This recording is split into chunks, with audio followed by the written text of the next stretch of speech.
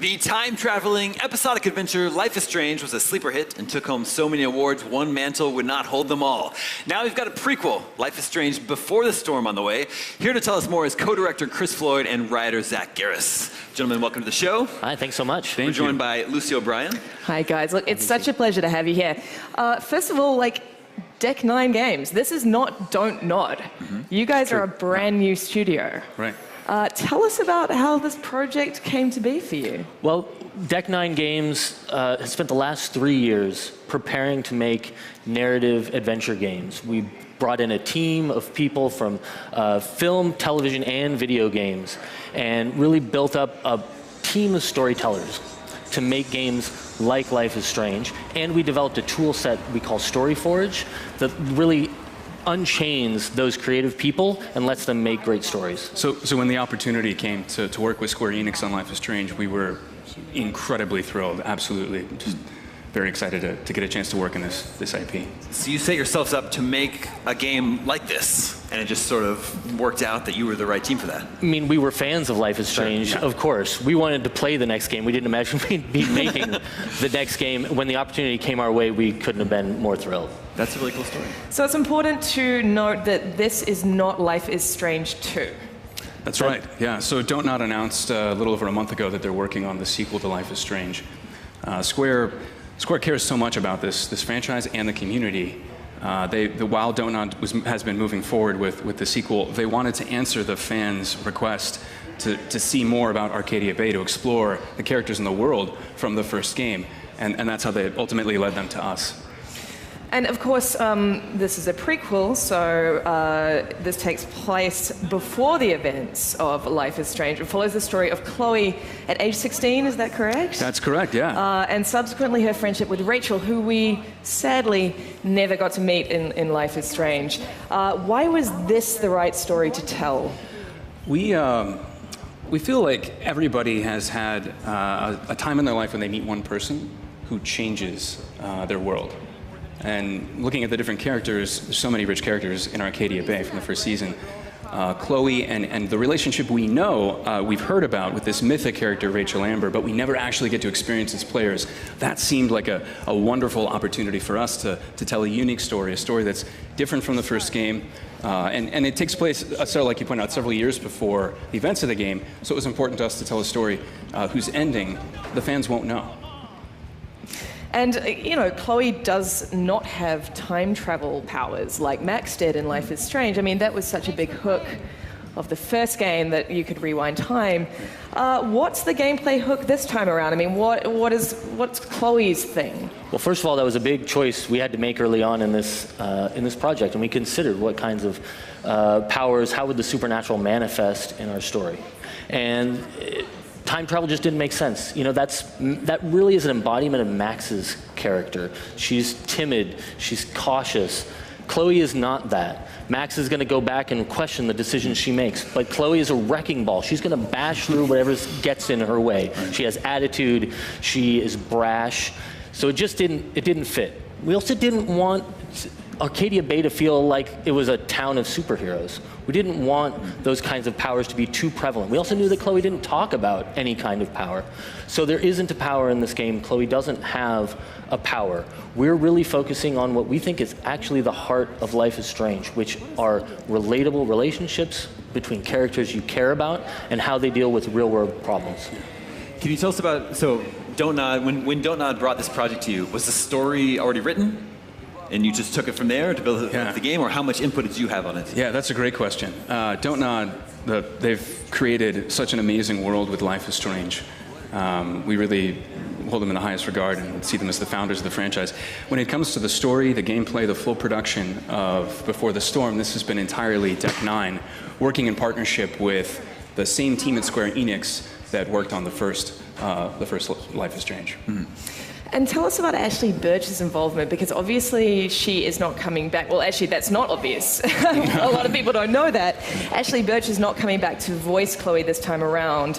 However, she is involved, from what I understand, in a writing capacity. That's right, yeah. Ashley's just an amazing writer. She received the first script from us for the first episode. fell in love with it, and joined our team as a story consultant. So from everything from any given dialogue line you might see to the high-level break of the entire story of Before the Storm, Ashley's been involved collaborating with the writing team, giving notes, sharing her very unique and very personal perspective on what Chloe is about. So she really knows Chloe from basically inhabiting her in the first game. Yeah. So she's kind of there to say to you guys, hey, listen, Chloe wouldn't say that. That sounds really wrong. Or she would say, okay, this is something that Chloe would say. Sure, yeah. Right. That's fantastic. So the first series is episodic, 5 episodes. Before the Storm is also episodic? That's right. It is, It's going to be 3 episodes, maybe a total of about 6 to 9 hours of play. So we split up our story that way, and our first episode is going to be released on August 31st. Yeah, it's coming pretty soon. Tell us how you feel about episodic gaming. What are the advantages there? Are there any particular challenges that you face as developers? Yeah, from a development standpoint, it's different from working several years on a single project before fans ever get to see it or put a controller in their hands. So I think it's exciting to work on segments of content and release it and share it and see the fan response. The community supporting Life is Strange is so passionate and so large. We're really excited to see the response to the first episode. Considering we know where Chloe and Rachel end up, what kind of choice and consequence system are we looking at this time around? Is it more sort of intimate, or is it going to feel as end-of-the-world apocalyptic as Life is Strange did? That's a really good question. Obviously, choice and consequence is so important to Life is Strange, and that's absolutely the case in Before the Storm. But you're onto something. I mean, this is going to be an intimate, relatable story that we're really focusing on this relationship between the two of them, to see and let the player engage in how does that relationship blossom over the first few days after they meet each other. I think we are seeing some of the first gameplay footage here on the screen. From a gameplay perspective, is it going to feel very familiar to people who played the first Life is Strange? Does it play the same way? Yeah, we think the foundations of the gameplay and the storytelling of Life is Strange, that's something we held really sacred, and we wanted to make sure this felt to everyone, to all the fans, just like Life is Strange, just visiting new places and meeting new characters along the way. Sacred's the right word to use. I mean, we are very much fans first. We loved the first game, getting to work in Before the Storm. We wanted to both pay homage and explore areas that will be familiar to fans from the first game and introduce entirely new spaces like the one we're looking at right now. This is a place called The Mill. It's on the outskirts of Arcadia Bay. It's where Chloe at 16 is at an illegal concert. That is very her. Yeah. What kind of character is Chloe in this game? Because obviously she's very foolhardy. As you said, she's something of a wrecking ball. I can't even imagine what she is going to be like as a younger teen. Yeah. So she, like Chris said, is a wrecking ball. She's very courageous. I think it's important to point out, though, that she is not the Chloe we know from the first game. There's a journey that she's going to go on that our game participates in the intervening time. You're going to see her turn into that blue-haired, beanie-wearing Chloe that everybody knows. Yeah, but at the start of our game, what she's dealing with, it's 2 years after her father's died, Max has left, she's all alone. Emotionally and I think psychologically, she's in a very different place from the Chloe we know from the first game.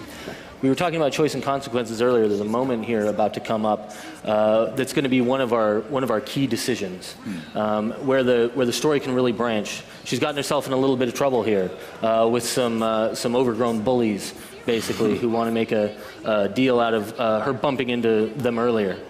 So she's going to have to choose how she wants to deal with this situation. Should she fight or should she run? And that's going to have consequences not just in this scene, but later. Tell us a little bit about the new storytelling program that, see, here we go. That's exactly what you're So here's a key choice this year. Tell us a little bit about the new storytelling program that you guys have worked on to make this possible, in terms of the narrative branching that you have in this prequel. Yeah. Well, it starts with a tool we call Playwright, and that's basically like writing a screenplay, except that our writers can put in the gameplay, put in the branches, the consequences, the checks of what did you do last time to make a non-linear story. Then we take that and we port it over into a tool called Storyteller. And that creates essentially like a giant timeline. And we bring in the characters we need, we apply animations to them, and then we go in and we do the facial performance. We literally have sliders. We can turn up the sadness and turn down the surprise or blend them in whatever way we want to create the emotional performances that we need to get across this story. This is a technical tool set that our team's been developing for over 3 years. That's amazing. There's really nothing else like it inside the industry. Yeah. So here, after this key choice, did Chloe choose to fight? I believe in this she footage chose to run. She ran. She ran there, okay. And she flipped the bird, which is very Chloe. Of Yeah. course. But I imagine those key choices, there isn't a wrong answer. That's right, yeah. So, and we see that as a component of Life is Strange. The game, the first season really embraced it, and we did too. You're going to choose how you want to embrace this adventure and how you want to navigate the challenges that you're going to face. There isn't a right or a wrong. Different choices you have will have different consequences. You're going to develop potentially a very different relationship with Rachel Amber than someone else. So where are we here in this scene? So we've jumped ahead a little bit. This is a place called the Overlook. After the night at the mill, the girls meet up at school the next day. They decide to ditch school. So they've now come out here to this park. Rachel's kind of on a mission, but they're going to have fun. Yeah. And all this footage is from episode 1 that's out in August? That's right. All of this correct. is from episode 1. I see. And, you know, we're talking about her relationship with Rachel, and you said that people might have different kinds of relationships, just as Chloe did with Max in the original Life is Strange. I mean, one of the biggest, you guys know what I'm going to ask, I can see on your faces. One of the biggest draw cards of Life is Strange is the shipping and the romance. Is that going to be something that is prevalent in this prequel? Let's actually hold that thought. We got to take a quick break. We'll answer it soon after, right after this commercial break. We'll have more Life is Strange Before the Storm right after this.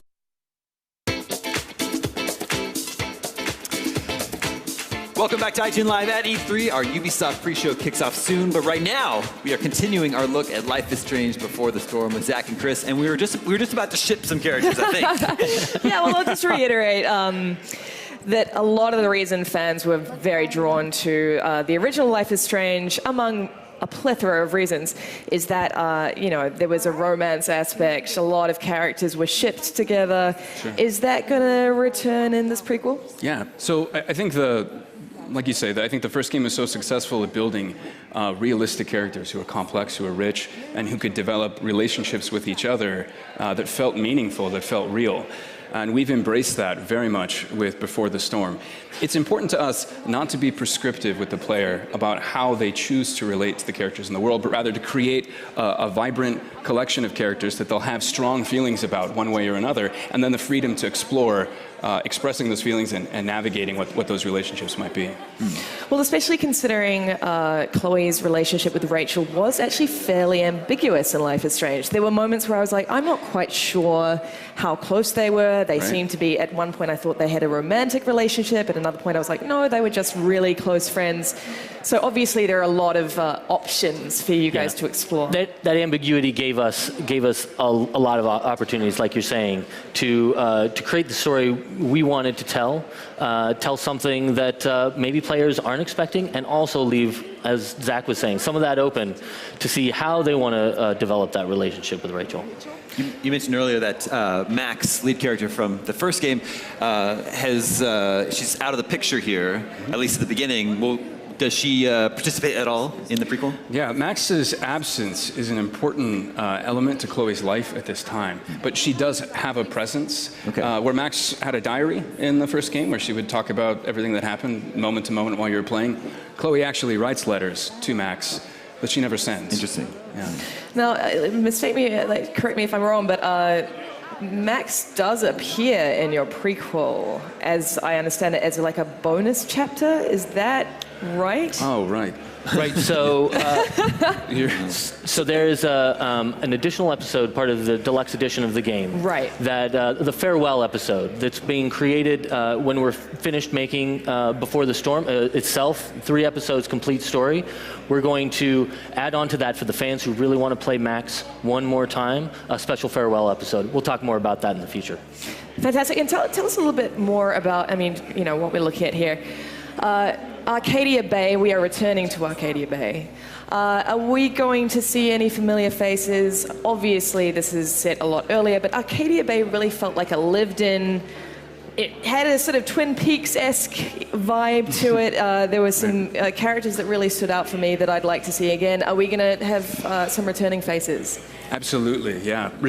Being a part of Chloe's world means you're going to see Blackwell, you're going to see Joyce, you're going to see David, you're going to see a lot of other characters that you'll know from the first game.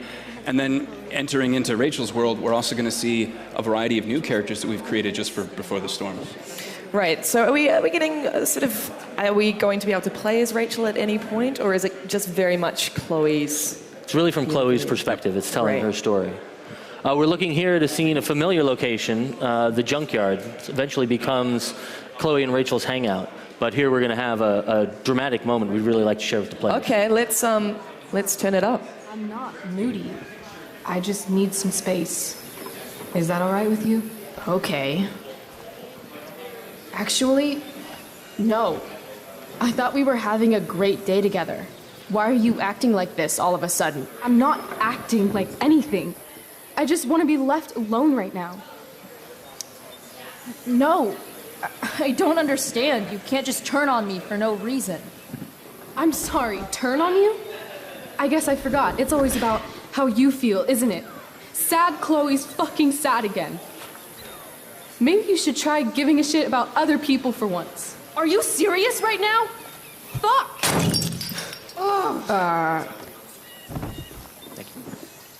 Okay, I still have no idea what's going on with Rachel, but apparently she gets smashy when she's angry. I can work with that.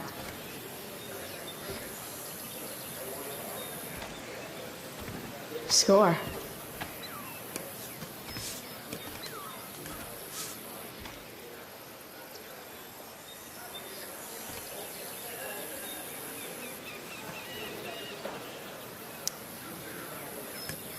Here, if you really want to smash something, this should do the trick.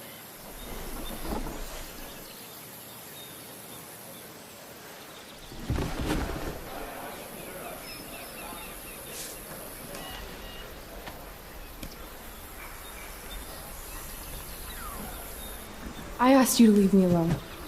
Are you kidding me? I know you're the school princess and all, with the DA daddy and the perfect grades and all the perfect little Victoria chases kissing your perfect ass, but seriously? Fuck you. Great. I'm leaving. See you around, Chloe. You can't leave! Watch me. Rachel, wait! Don't go.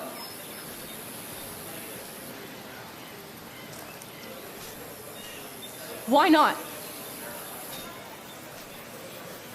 Because I don't want to ruin this the way I ruin everything else in my life. And what is this exactly?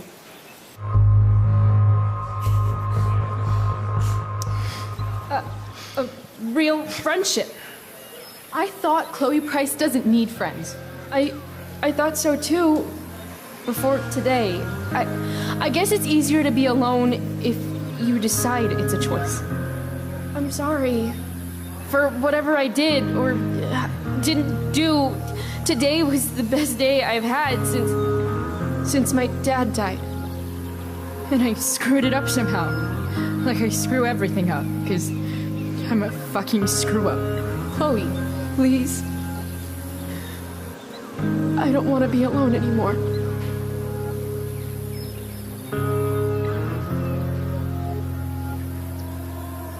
I'm sorry, Chloe. I can't say why, and I know it isn't fair, but I can't be your friend right now. Can't or don't want to. Doesn't matter. I'm really sorry. Goodbye, Chloe.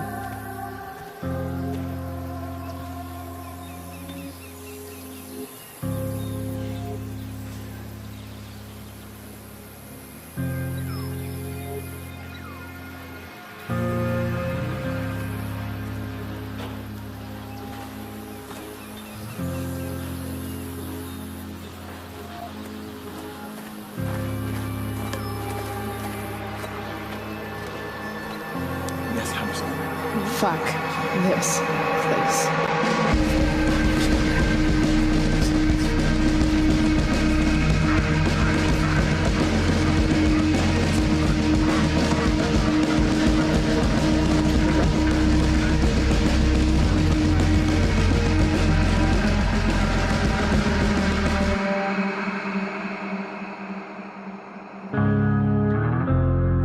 Where will I go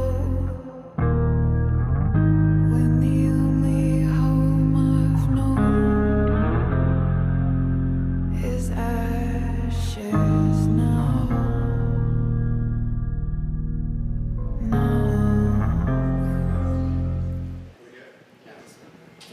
Cool. So we saw Chloe make some decisions there. Can you talk a little bit about the different permutations, how it would play out if she had made the other choices? Sure, yeah. So Chloe has a chance here to tell Rachel what she thinks is going on between them and during the course of that day. Rachel's opinion might not even map onto Chloe's based on previous choices that Chloe's made. So depending on how Chloe expresses or the player expresses their interests, Rachel might respond in a variety of different ways. Sure.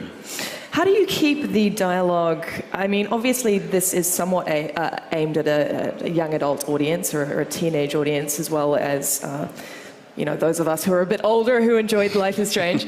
How do you keep the dialogue grounded so it doesn't swing too far into kind of cliche, stereotypical teen territory? Part of that just has to do with, I think, having the right kind of team in place, that a plurality of voices, a diverse body of voices in the writer's room, kind of contributing to the construction of the story.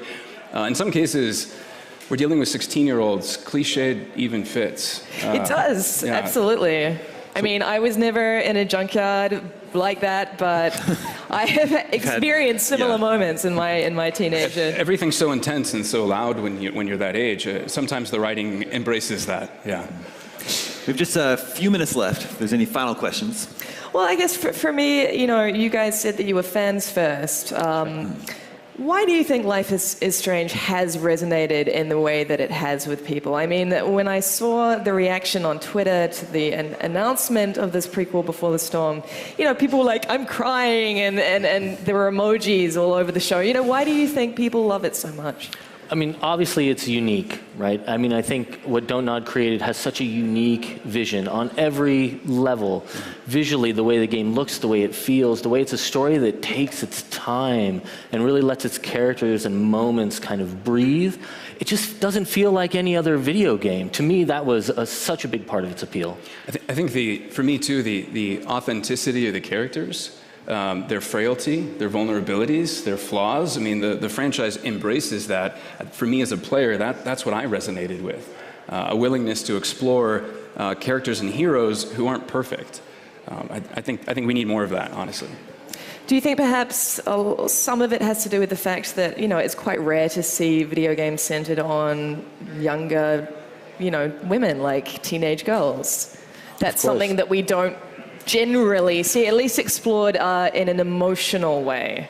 Absolutely. I mean, this is a protagonist in the first Life is Strange and in Before the Storm of a kind that you just don't typically see. Do you think we will see, I mean, obviously you guys can't, you guys will probably know a little bit more than I do and don't want to ruin any surprises, but do you think that in future iterations of Life is Strange, we will be telling stories from other perspectives outside of Max and Chloe? Or do you think really they are the heart and soul of this series? I think a cornerstone of the franchise is to embrace stories that live in all sorts of places. I don't want to speak further about the details, but yeah, we'll see. Well, we are certainly looking forward to exploring more of Arcadia Bay on August 31st. That's right. Thanks so much for coming by the show. Thank you so much for having us. Remember, for all the latest E3 news, trailers, interviews, and so much more, go to IGN.com/E3. Stick around because the Ubisoft pre-show is coming up in just a few minutes. More IGN Live at E3 right after this.